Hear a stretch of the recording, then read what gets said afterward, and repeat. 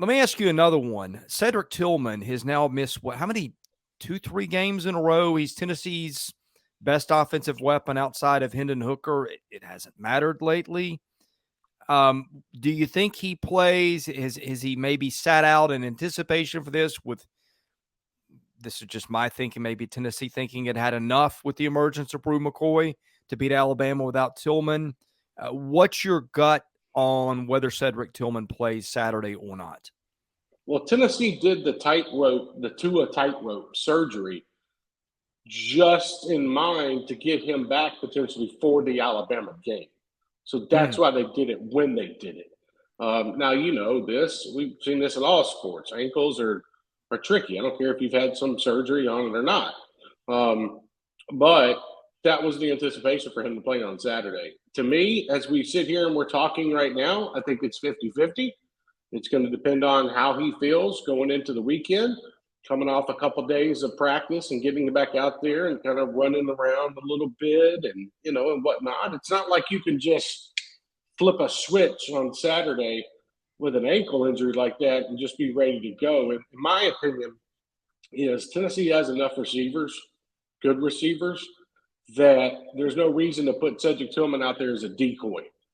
You know, You're not going to gain anything by that by having him out there and having him run 10 yards and doing it out, you know, to free up somebody down the field.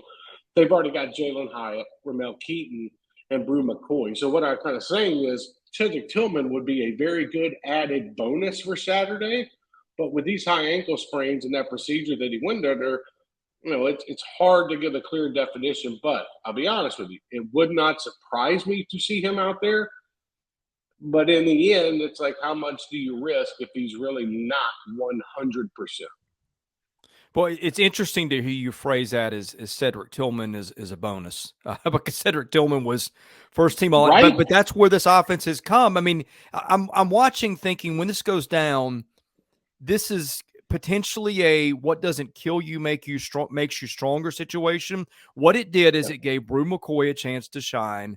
Now they got two studs you've got to worry about. In addition to other really good receivers, they've got him.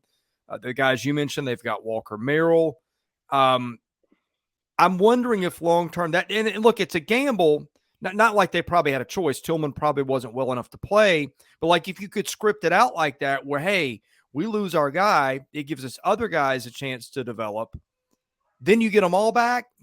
Where are you now? I mean, that's a great spot for an offense to be in. Well, Tennessee is now beating Florida and LSU without Cedric Tillman, which is wild if you'd have said that before the season started, you know? So I look at this overall, and I think Ramel Keaton's playing better.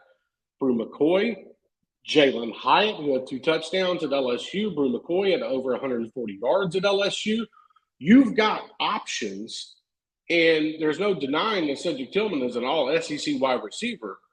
But I would rather him, if I was a Tennessee fan or a Tennessee coach, I would rather have him at 100% health heading into the back end of the schedule when Kentucky game comes up at the end of October. If we can, not to get by, but we have enough talent at wide receiver to play with Alabama.